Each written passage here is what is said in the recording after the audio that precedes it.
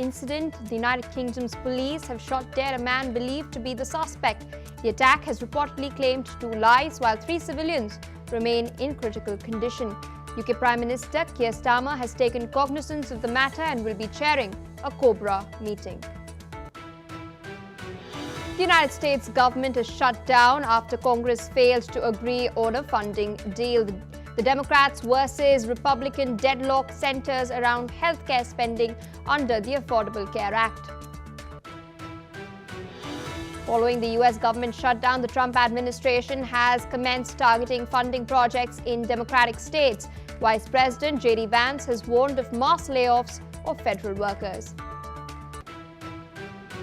The aid flotilla bound for Gaza has been intercepted by the Israeli forces. Dozens of activists, including Swedish climate campaigner Greta Thunberg, have been detained. Many countries have denounced Israel's interception of the flotilla. Britain says it expects the situation to be resolved safely, while South Africa has lambasted Israel, terming the action as continued violation of international law. Ukrainian President Volodymyr Zelensky has warned European leaders that Russia has the ability to violate airspace anywhere on the continent. This comes as he offered his country's war-honed expertise to help counter air incursion threats. French President Emmanuel Macron has warned that drones violating European airspace will be destroyed. He's emphasized upon readiness to defend EU and NATO territories. This comes amid the recent suspected Russian drone and fighter jet incursions. After days of rescue operations, rescuers have now detected no more signs of life at the collapsed Indonesian school. At least 59 were believed missing and buried since Monday. The authorities have confirmed the death of 6 people in the tragedy. Alright viewers, those are the headlines and our top focus. The tragic incident that has taken place in Manchester. We're now learning that London Mayor Sadiq Khan has stated that police presence will be stepped up at synagogues across the British capital following a suspected terror attack in Manchester. We do know that 2 people have lost their lives and 3 remain critically injured when this attack had taken place outside a synagogue in Crumpsall after a man drove into pedestrians and carried out a stabbing. Listen in to what the Mayor of London had to say. At this time of year when Jewish people across the world are commemorating Yom Kippur, it's incredibly worrying. We've seen this awful attack on a synagogue in Manchester. I've been in contact with the Mayor of Manchester, Andy Burnham, with the Home Secretary and with the police. The Met Police Service will be stepping up high visibility policing in and around synagogues in London. I know, as it is, Jewish people have been scared and feeling scared over the last few months, indeed since October the 7th, 2023. I also know many want to go to the synagogue and worship. I want to reassure them that in London they will be seeing additional police officers. People should be allowed to go about and practice their faith, knowing they're going to be safe. Unfortunately, too many Jewish Londoners, Jewish people across the country, Jewish people across the globe don't feel that way, and that's heartbreaking. Earlier, UK Prime Minister Keir Starmer too highlighted that security is being boosted at synagogues across Britain. Authorities are meanwhile urging the public to avoid the area as investigation into the tragedy continues. Meanwhile, the Israeli embassy in London has stated that it condemns the attack carried out in Manchester. King Charles III has also reacted, stating that he has been deeply saddened and shocked to learn of this horrific attack. With us on the broadcast is Mr. Robinder Sachdev, International Affairs expert, joining us from New Delhi. Thank you so much, sir, for taking our time speaking to us on NewsX World. At the outset, I would like to ask you, are we seeing a concerning pattern of places of worship being targeted, particularly synagogues in recent years? We've seen similar instances in the United States as well, where Jewish people have been targeted in Boulder, in Colorado, in Los Angeles, in Washington, D.C. as well. And if so, what's driving this pattern? Thank you very much. A pleasure to be with you. Yes, certainly it seems to be a, a, a pattern, a trend, a growing pattern, a growing trend, unfortunately, across the world. And in each of these countries, we are seeing even in the United States, we are seeing in the UK, we are seeing in France, other countries also, particularly wherein the targets could be the Jewish communities or synagogues or their places of worship. I mean, on the one hand, if we say that what could be the cause of it, one obvious which seems is that the situation in the Middle East regarding the Palestinians, I would think perhaps that would be one overall cause, or it could be further accentuated by the situations in Gaza. So there could be folks, who are out to take a revenge, which they think towards the Jewish community. So that could be one. We are profiling, unfortunately, but that could be so. But on the other hand, don't forget that there could be also, especially in the US, we have seen far right groups which are being aggressive towards the Jewish community, right? So it's a bunch of such developments, whatever it be, bottom line, there is hate spreading, and it's not only hate, it's violence, which is resulting from that hate, and that is something which should be absolutely not only condemned is no word for it, it should be stopped. Indeed, sir. And in your assessment, what role does public discourse, especially online, play in fueling, escalating these kind of tensions? Oh, absolutely. You've touched upon, I think, a very, very pragmatic point that social media and discourse, online discourse, definitely, I think it accentuates this. It creates, because you see, people can easily fall into silos. Okay, there can be groups of like-minded people who are extreme one way or the other, and the world that they create, they think about, is only that world, and they become convinced that this is the world because there's so many or around them who think likewise, maybe hating one community or the other, right? Or promoting, talking, if not violence, but flirting with violence or flirting with the idea of, violence. So social media, so one, it does that. It, it solidifies or reinforces the ideas of those who are, already tilting towards radicalism and hate towards other communities. That's one. Second, it also creates then larger differences and chasms between such groups online. You have online hate groups hating each other, right? Also, it also becomes a recruiting ground.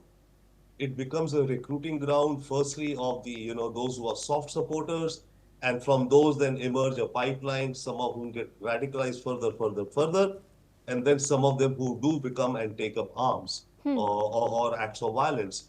So social media, without doubt, social discourse, without doubt, accentuates and helps promote hate and hate crimes and violence in our societies worldwide.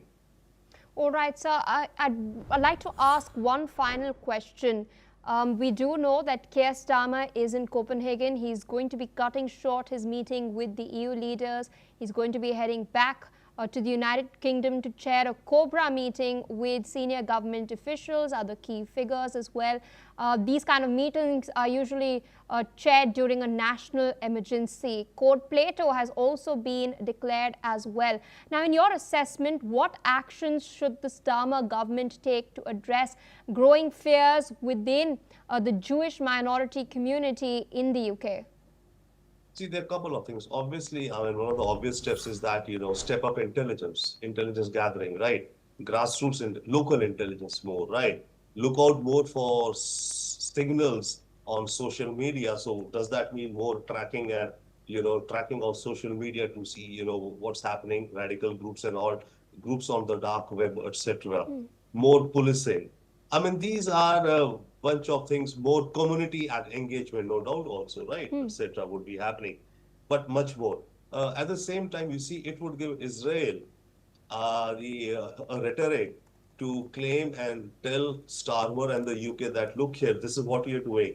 By recognizing the Palestinian states, you're giving a boost to the anti-Jewish elements in your country. That's what Israel has been claiming, that the countries who are recognizing the state of Palestine. In fact, what they're doing is that they are succumbing to, the narrative, and therefore the Palestinian or Arab origin communities in these countries would get further emboldened to act against Jews. That would be the criticism coming to Starmer from Israel. I can very well anticipate that. All right, so I request you to stay on with us as we're tracking further updates.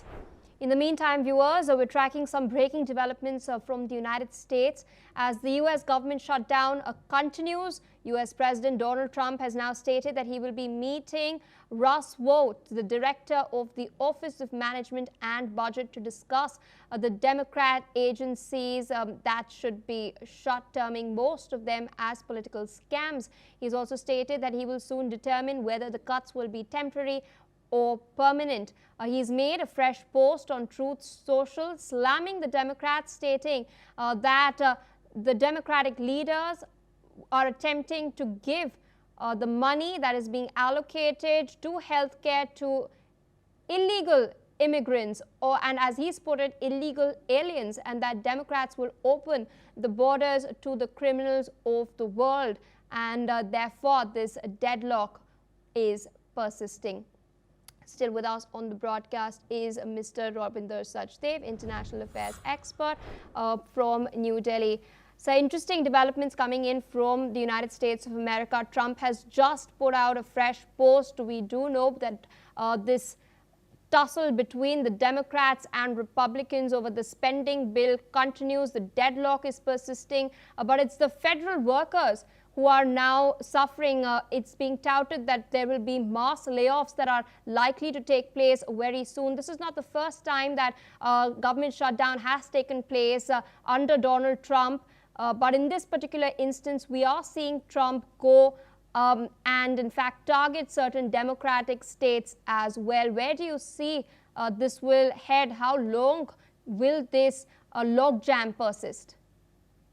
Thank you. Firstly, yeah, I mean, this is something you can say business as usual in the United States. This happens every year, not the government shutdown. Every year it comes down to the wire, budget allocated or not allocated. And I think in the past, there's been even, I think, about 20 odd times that the government has shut down for a few number of days or more, and then back to normal. The difference this time is twofold. One is that normally when a shutdown occurs, the non-essential employees, they're asked to stay at home and they're not given their salaries. But when the government reopens, let's say after 10 days, then their back pay is also calculated and given to them. This time around, it may happen that the back pay may not be given, even if they come back, but they will continue with their jobs. The other thing is that this time around, Trump administration, and you mentioned he's meeting with Russell Vought, his name, the OMB director, to discuss. Now, this would give Trump a reason a reason, I think, a cause to fire federal workers. Okay, because what's happening right now, the US federal workforce is about, I think, 2.3 million or so, 2.4 million. Under the present circumstance, when the government, quote unquote, shuts down, the federal government retains the services of only the essential employees. The workers, employees who are essential for running day-to-day services like air traffic controllers and other, the Homeland Security, airport, etc. The non-essential are supposed to stay at home and not come to work. Now, when meeting with Russell Vought, and by the way, he is the author of Project 2025, the magnum opus document, which guides the Trump presidency, I would say its policies, wherein they want to get rid of as many federal workers as they can. So I think this meeting that Trump is having with the OMB director is pretty interesting and indicates that they are going to take a serious look, and maybe whenever both Democrats and Republicans agree to some budget and the government gets back running, maybe some federal workers will be fired and not called back to work at all. So that is the worry for the federal workers, I think, who are right now furloughed, that is at home and not supposed to do any work and not supposed to get any salary for this period. I request you to stay on with us as we're shifting focus away from the United States towards Europe. Now we're learning that Denmark's Prime Minister has stated that Russia would only end its war in Ukraine if forced to do so, and has warned that Moscow's continued aggression poses a threat not only to Ukraine but to all of Europe. He's in fact made these remarks as she's hosted the summit of the European political community in Copenhagen, where leaders from 47 countries have gathered to discuss the security across the continent. Listen in. Russia will not stop until they are forced to do so. And they are a threat, not only to Ukraine, but to all of us. Today, we have one major task ahead of us. We have to make our common Europe so strong that war against us becomes unthinkable. And we have to do it now. But peace with Russia can only be achieved through strength.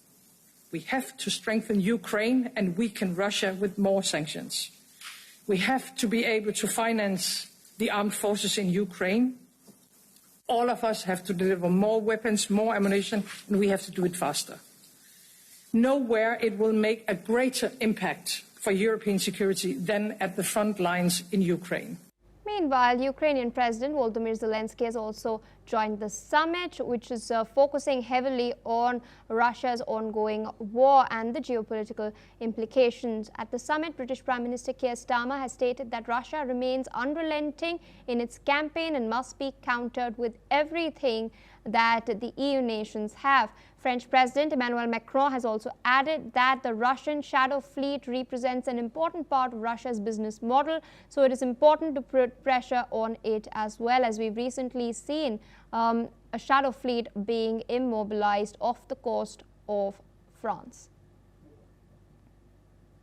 Russia has strongly criticized comments from the EU and NATO leaders about a potential Russian threat, warning that such statements could be a pretext for provocations and to justify increased Western military spending. Foreign Ministry spokesperson Maria Zakharova has also called the EU's discussions to use frozen Russian assets to loan funds to Ukraine as delusional, stressing that Moscow would respond appropriately, citing this as a violation of international law. She's in fact also emphasized that Russia has a rich arsenal of economic and political means to retaliate. Meanwhile, the Foreign Ministry spokesperson has also urged EU governments, particularly Belgium, to honor their international obligations as well. Still with us on the broadcast is Mr. Robinder Sachdev. So interesting developments coming in. EU leaders, NATO leaders staunchly backing Ukraine. Interestingly, this comes at a time when the Trump administration has stated that it will provide Ukraine with intelligence on long-range energy infrastructure targets inside Russia, and the US has also urged NATO allies to do the same. Will NATO do so? Will they toe the line with their response, or be as calibrated as we are witnessing at the moment in order to avoid a hot war? No, NATO seems to be, tightening its belt or girding up to get more seriously into supporting Ukraine, be it financially, be it with weapons, be it with co-production, be it with intelligence sharing in its war against Russia.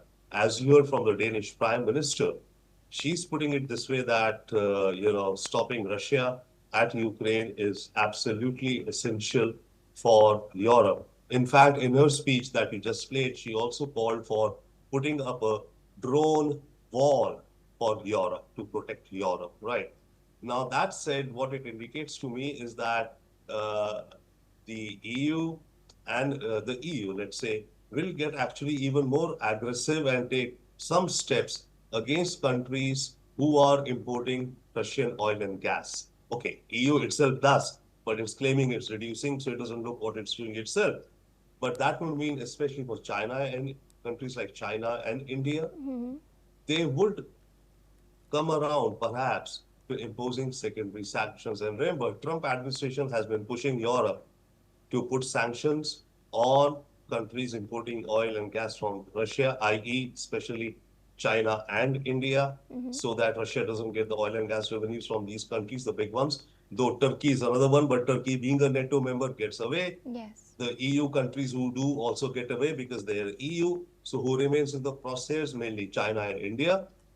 So it could happen that while EU is itself, I think consolidating and preparing with its financial packages, weapons packages, etc., to help out Ukraine, this aspect of sanctions could be another tool that they could use, which would be first ever. I think EU has never, I think, sanctioned countries or companies in this context along with America. Typically, it's America which imposes tariffs, right, and sanction.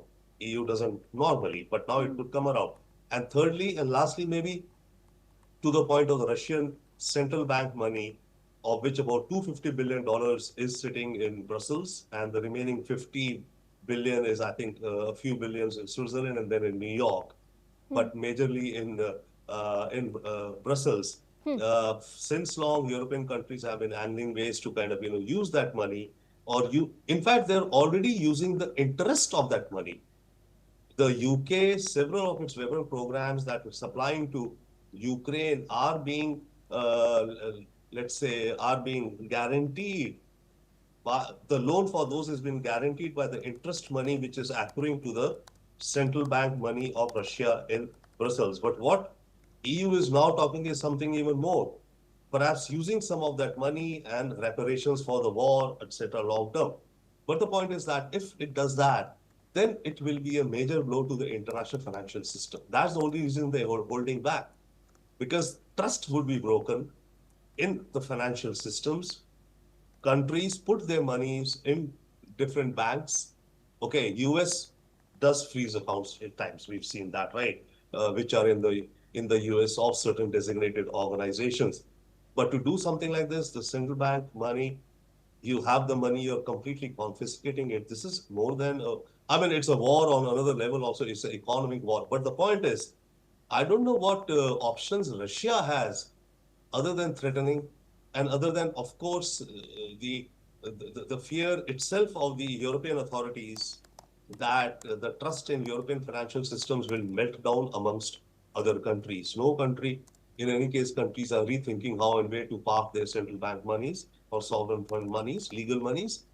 Countries should look to deposit their monies in regimes of countries where they do not face such threats. So that would be a major, impact on the European financial industry. They will not want to do it, the banking industry. But if they go ahead, I don't know what options does Russia have to counter it.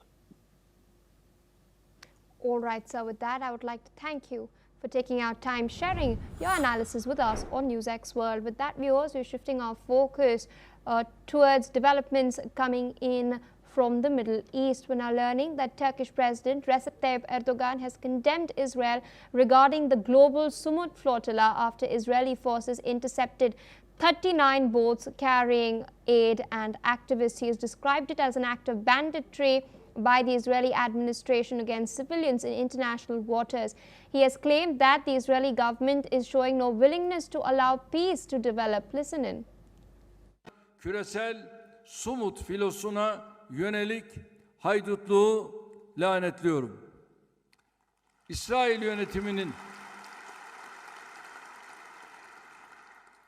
uluslararası sularda seyreden sivillere yönelik düzenlediği bu saldırı soykırım kadrosunun Gazze'deki insanlık suçlarını gizlemek için nasıl bir cinnet halinde olduğunu bir kere daha ispat etmiştir. Soykırımcı Netanyahu hükümetinin bırakın barışın tesis edilmesine, böyle bir ihtimalin yeşermesine dahi tahammülünün olmadığı görülmüştür. This comes as vessels and Navy boats are arriving at the Israeli port of Ashdod after the interception by the Israeli forces. Now, according to the Global Sumud Flotilla's website, two remaining vessels were reported to be still sailing, but one of those appeared to be stationary. The activists are expected to be transferred to the immigration authority upon arrival in Ashdod. From there, they will be moved to Ketziot prison in southern Israel before being deported. according to sources. Meanwhile, worried family members of the activists have in fact met with Greek Deputy Foreign Minister Anastasia Papadopoulou following the interception. Listen into what they have to say. Μεγάλο άγχος. Δεν ξέρω τι του έχει συμβεί, αν έχει αναχαιτηθεί όντως ή έχει συμβεί κάτι άλλο. Δεν υπάρχει επικοινωνία από τις 4:30. Η Υφυπουργός είπε ότι έχει ενημερώσει τον γραμματέα εκεί του ΙΠΕΞ του Ισραήλ. Της έχει πει ότι είναι 27 άτομα, δεν έχουν καμία λίστα, ούτε έχει γίνει αναγνώριση. Άρα ποιοι 27, τι 27 και προβλέπεται να γίνει αύριο το πρωί. Αυτό που ζητούμε είναι να επιτραπεί άμεσα η ταυτοποίησή τους, να υπάρξει συγκεκριμένη και εξειδικευμένη, εξατομικευμένη ενημέρωση για τον καθένα και την καθεμία που κρατείται στις φυλακές του Ισραήλ και να γίνουν όλες οι απαραίτητες ενέργειες έτσι ώστε να επιστραφούν άμεσα στην Ελλάδα, χωρίς φυσικά να ασκηθούν οι οποιασδήποτε κατηγορίες ή να υπάρξει οποιαδήποτε νομική συνέπεια, γιατί αντιλαμβάνεστε ότι αυτό το οποίο συνέβη ήταν μια απαγωγή, μια έκνομη ενέργεια του κράτους του Ισραήλ, το οποίο επενέβη σε διεθνή ύδατα και απήγαγε στην πραγματικότητα Έλληνες πολίτες, οι οποίοι μετέφεραν ανθρωπιστική βοήθεια στη λωρίδα της Γάζας. Joining us on the broadcast is Martin Saerez, Foreign Affairs expert from Ecuador. Thank you so much for taking our time speaking to us on NewsX World. Now, this is not the first time Greta Thunberg has been detained for doing so. She was in fact detained and sent back safe and sound on a chartered plane a couple of months back as well. Now, the larger aim of the flotilla is to ensure that humanitarian aid is given to the people of Gaza. There are concerns by international bodies, including the UN, that point to this. However, at the same time, we've seen this 20-point plan jointly floated by Trump and Netanyahu that provides for aid to be delivered. Now, the ball is in Hamas's court. Do you think Hamas will accept the plan?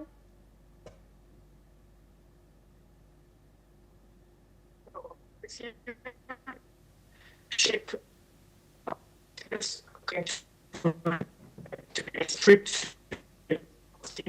but the second is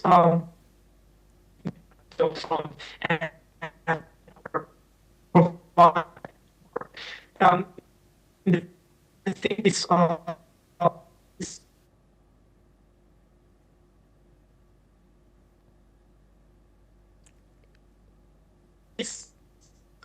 this conflict is just this war into or showing to any good. Sir, there seems to be a severe network issue at your end. We're unable to get your audio at this point of time. Very regrettably, I must move on, but thank you so much for taking our time and speaking to us. Meanwhile, we're tracking developments from Morocco, from the city of Saleh. The aftermath of violent protests has left buildings, including financial institutions, severely damaged and charred. This follows a day of clashes between protesters and police, with young demonstrators hurling stones, looting shops, setting banks on fire and torching police vehicles. The unrest stems from widespread calls for improved education and healthcare. The protests are being organized by the so-called youth movement Gen Z 212, which mobilize support on social media platforms like TikTok, Instagram and Discord. They draw some inspiration from similar youth-led protests in Asia and Latin America. On October 1st, violence escalated in the town of Lkila near Agadir, where 2 individuals were killed during clashes with security forces. Due to paucity of time, this is all we have for this bulletin. We'll be back with more after a quick short